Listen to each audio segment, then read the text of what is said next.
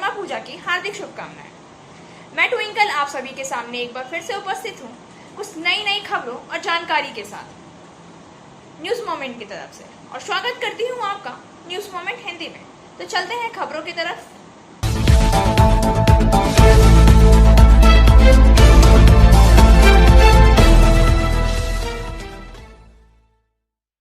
Hello viewers, कैसे हैं आप सब?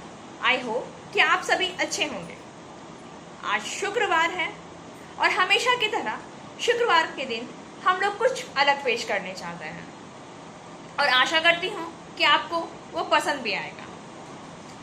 खबरें शुरू करने से पहले मेरा आप सभी से अनुरोध है कि आप अपने विचार, अपने अनुभव हमारे साथ साझा कर सकते हैं और हमसे संपर्क कर सकते हैं इस नंबर पर जो आपकी स्क्रीन पर दिखाए जा रहे हैं, ताकि हम आपके विचार, आपके अनुभवों को लोगों तक पहुंचा सके और उन्हें सबसे अवगत करा सके। तो चलते हैं आज की शुक्रवार की कुछ खास खबरों की तरफ। एंजल विद्या मंदिर, a sure way to success. We provide class 8 to 10, 11 and 12 graduation, honors and program. We also provide all types of competitive class. For further information, please contact 9932864067 or 8116183079। हम यहाँ भारत में हत्याएं और कुछ अन्य अपराधों पर संक्षिप्त में एक रिपोर्ट देने जा रहे हैं। हत्याएं। भारत ने 2020 में प्रतिदिन औसत 80 हत्याएं और 77 बलात्कार के मामले दर्ज किए हैं। राष्ट्रीय अपराध रिकॉर्ड ब्यूरो की रिपोर्ट बुधवार को सामने आई। 2020 में प्रतिदिन औसतन 80 हत्याओं के साथ भारत ने 2020 में कुल 29,193 लोगों की मौतों की सूचना दी है, जिसमें उत्तर प्रदेश राज्य के चार्ट सबसे ऊपर है। डाटा ने 2019 में कुल 28,915 हत्याओं की तुलना में 1% की मामूली वृद्धि दिखाई गई, जिसमें वर्ष के दौरान दैनिक औसतन 79 हत्याएं हुई थी। आंकड़ों के अनुसार राज्य में उत्तर प्रदेश ने 2020 में सबसे अधिक 3,779 हत्याओं के मामले दर्ज किए। इसके बाद बिहार में 3,150 मामले दर्ज किए गए, महाराष्ट्र में 2,163, मध्य प्रदेश में और पश्चिम बंगाल में 2,101 मामले दर्ज किए गए। इसके अतिरिक्त वर्ष के आंकड़ों के अनुसार दिल्ली ने 2020 में 472 हत्याओं के मामले दर्ज किए। 2020 में भारत भर में औसतन हर दिन 70 बलात्कार के मामले दर्ज किए गए हैं। वर्ष के दौरान ऐसे कुल 28,046 घटनाएं हुई। एनसीआरबी ने कहा है कुल मिलाकर पिछले साल देश भर में महिलाओं के खिलाफ अपराध के 3,71,503 मामले दर्ज किए गए, जिसमें 8.3% की गिरावट दर्ज की गई है, क्योंकि 2019 में 4,05,326 मामले दर्ज किए गए थे। वर्ष के लिए एनसीआरबी के आंकड़ों के अनुसार 2020 में महिलाओं के खिलाफ अपराधों के कुल मामलों में 28,153, पीड़ितों के साथ बलात्कार की 28,046 घटनाएं हुई, जिसमें कोविड-19 का प्रकोप है और महामारी प्रेरित लॉकडाउन देखा गया है। एनसीआरबी के आंकड़ों के अनुसार राजस्थान में 2020 में भारत में सबसे अधिक बलात्कार 5,310 मामले दर्ज किए गए। इसके बाद उत्तर प्रदेश में 2,769 मामले, मध्य प्रदेश में 2,339 मामले और महाराष्ट्र में 2,061 मामले दर्ज किए गए। 2019 में 62.3 की तुलना में 2020 के प्रति लाख महिला आबादी पर दर्ज अपराध दर 556.5 है। 2020 में महिलाओं के खिलाफ कुल अपराध से पति या रिश्तेदार द्वारा क्रूरता की श्रेणी के तहत अधिकतम 1,11,549 मामले दर्ज किए गए हैं।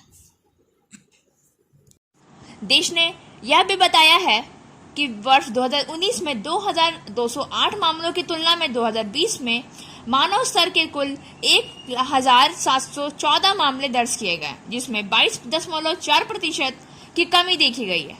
कुल 4,709 पीड़ितों के अवैध व्यापार के बारे में बताया गया है, जिसमें 2,222 बच्चे और 2,487 वयस्कों की तस्करी की गई है। कुल मिलाकर भारत ने 2019 की तुलना में 2020 के अपराधों के पंजीकरण में 28% की वृद्धि देखी गई है, जिसका मुख्य कारण देश में कोविड-19 से संबंधित उल्लंघन है। 2020 में आईपीसी के तहत मामलों के पंजीकरण में 31.9% की वृद्धि हुई है, जबकि विशेष और स्थानीय कानून के तहत मामलों में 2019 की तुलना 21.6% की वृद्धि हुई थी। सफलता की शुरुआत सिर्फ मोशन के साथ। Motion open scholarship test for class 7th to 12th student.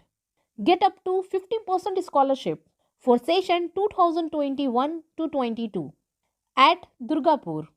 And for more details, please contact 9434-822.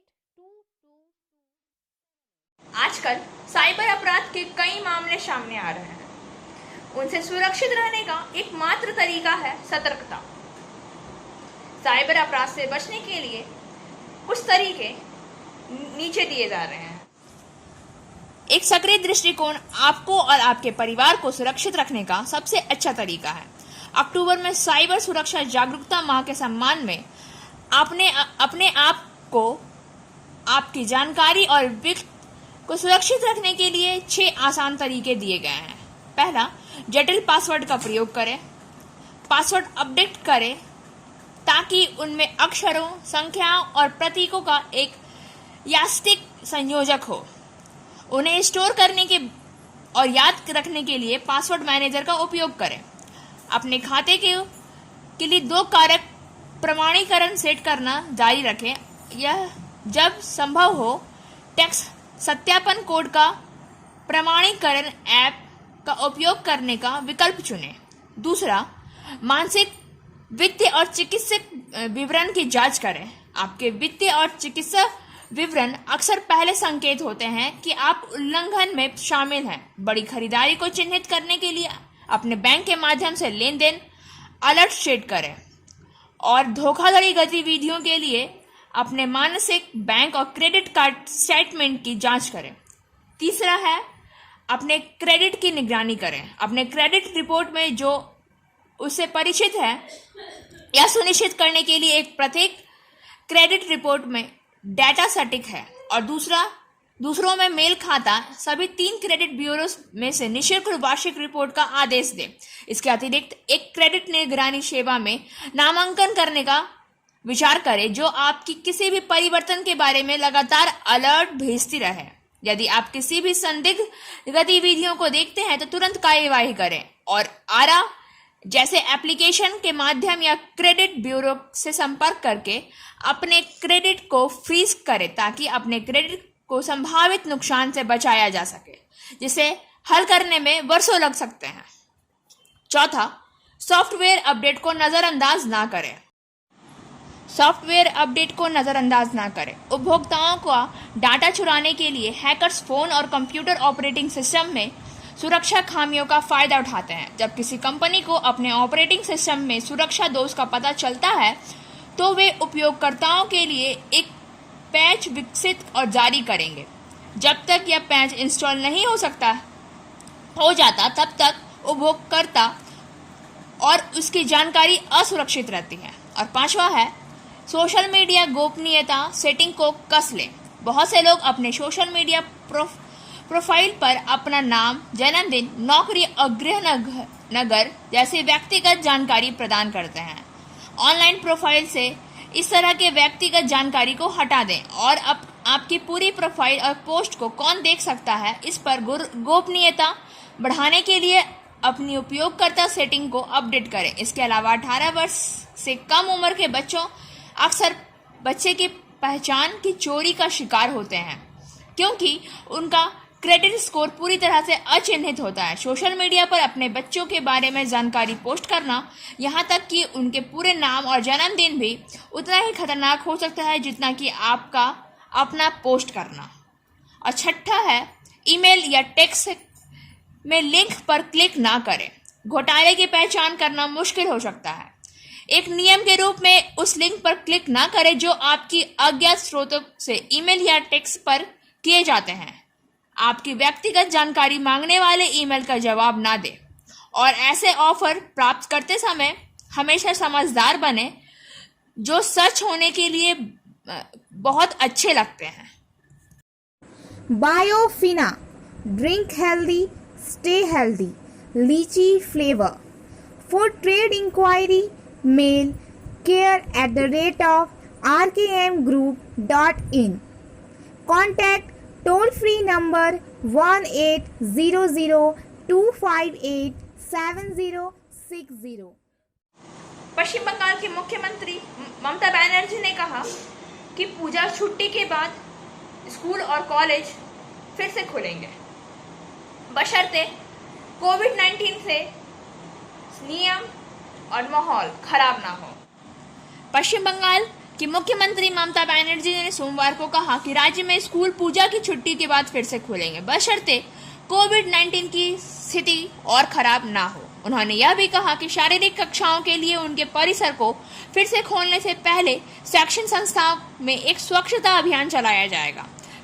पिछले साल मार्च में देश में कोविड-19 महामारी के फैलने के बाद बंगाल में शैक्षणिक संस्था काफी हद तक बंद है। इस महीने की शुरुआत में नोबेल पुरस्कार विजेता अभिजीत विनायक बनर्जी की अध्यक्षता में वैश्विक सलाहकार बोर्ड की बैठक के बाद सीएम ने संकेत दिया कि राज्य में सरकार पूजा के बाद वैकल्पिक दिनों में स्कूल और कॉलेज खोलने के विकल्प पर विचार कर सकती है। संयोग से एक अन्य नोबेल पुरस्कार विजेता अमर्त्य सेन ने रविवार को एक वेबिनार के दौरान कहा कि कोविड-19 महामारी के बीच स्कूल परिसर को खोलने पर बहस का कोई तत्काल जवाब नहीं है। अमर्त्य सेन ने आगे कहा है कि स्कूल बंद रहने से बच्चों को बहुत सी परेशानी हो रही है, लेकिन उनके स्वास्थ्य की चिंताओं को नजरअंदाज नहीं किया जा सकता है।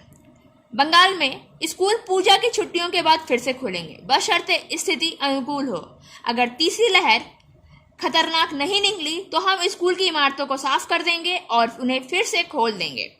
हम स्कूलों को फिर से शुरू करने में इच्छुक हैं। हम चाहते हैं कि छात्रों को स्कूल जाने के लिए कोई असुविधा ना हो। यह कहते हुए राज्य में कोविड-19 की स्थिति वर्तमान में नियंत्रण में है। मुख्यमंत्री ने आगे स्पष्ट किया है कि यदि मामले की संख्या में वृद्धि होती है, जैसा कि महाराष्ट्र और केरल में हुआ है, मुझे यकीन नहीं है कि तब क्या निर्णय लिया जाएगा। क्या वह भारत इन बच्चों जैसा हो सकता है? यह संप्रदाय औकात स्वयं की खो सकता है। स्कूल मदरसा क्या शैशवता बो सकता है? डाक कफन के लगे मजहब भी धो सकता है। संप्रदाय का इन बच्चों को ज्ञान नहीं है। यह खतना टोपी चोटी का अनुमान नहीं है। पूजा नमाज पाठ प्रार्थना से क्या होती है? ये अचकन कुर्ता और लंगोटा क्या धो सकता है? इन बच्चों को दुर्गंध प्रदूषित ही करती है। इस संप्रदाय से शैशवता ही तो मरती है। यह कच्ची मिट्टी जैसा भी खेल बना लो। तुम पत्थर ढेला मारो या खपरैल बना लो। मंदिर मस्जिद गुरुद्वारे हमने ही खोले। अल्लाह ईश्वर गुरु गॉड सब हमने बोले। बच्चों को आभास नहीं, कुछ ज्ञान नहीं। संप्रदाय के झगड़ों का अनुमान नहीं है। हम पढ़े लिखे बूढ़े हैं, फिर भी भान नहीं है। अनुभव में हरकत हो तो पर जान नहीं है। संप्रदाय से राष्ट्र सदा घुटकर रोता है। बस चलने का प्रमाण पहुंचना ही होता है। इस कट्टरपन ने कहा हमें लाकर छोड़ा है। बच्चों का पथ मग और रग रग मोड़ा है। मंदिर मस्जिद गुरुद्वारे संग्राम अखाड़े। बच्चों ने कम इन बूढ़ों ने ये चमन उजाड़े। अल्लाह कृष्ण राम ईशा का बचपन देखो, कहाँ खींची है संप्रदाय मजहब की रेखा। टोपी माला कंठी क्रॉस इन्हें दे डाला। बीज द्वंद्व का बचपन से हमने ही पाला। हिंदू मुस्लिम सिख ईसाई सारे आओ, लव जिहाद को छोड़ो, उत्सव रोज मनाओ। क्रिसमस होली ईद मुहर्रम सभी समान है। ये भारत तो हर मजहब का बागवान है। संघर्ष छोड़कर उत्कर्ष वर्ष में हर्ष मनाओ। निर्विकार शैशवता के स्पर्श को लाओ। कौम कबीले के झगड़े सब निपट जाएंगे। अब भारत माँ का राष्ट्रीय गीत बच्चे गाएंगे। शैशवता का क्रंदन हो, सब झगड़े छोड़ो। मानवता के भाव हृदय में सभी निचोड़ो। हर मजहब का विकार से ही पकता है। शैशवता का राग आग से ही लिख सकता है। और अब बारी है आज के एसएमएस ऑफ द मोमेंट की। Inner beauty is the most important for us. Without inner beauty the soul can not be pure. Inner beauty defines you. Physical does not defines an person. Beauty lies in the eye of beholder. आंतरिक सुंदरता हमारे लिए सबसे महत्वपूर्ण है। आंतरिक सुंदरता के बिना आत्मा शुद्ध नहीं हो सकती है। आंतरिक सुंदरता आपको परिभाषित करती है। भौतिक किसी व्यक्ति को परिभाषित नहीं करती। सुंदरता देखने वाले की आंखों में होती है। शुक्रवार की कुछ खास खबरों का सिलसिला यहीं समाप्त होता है। अब वक्त हो गया है आपसे विदा लेने का। हमारे वीडियो को लाइक करें, चैनल को सब्सक्राइब करें और आगे की अधिसूचना के लिए घंटी वाले आइकन को पुश करना ना भूलें। और हमारा आज का यह वीडियो आपको कैसा लगा हमें कमेंट में ज़रूर बताएं।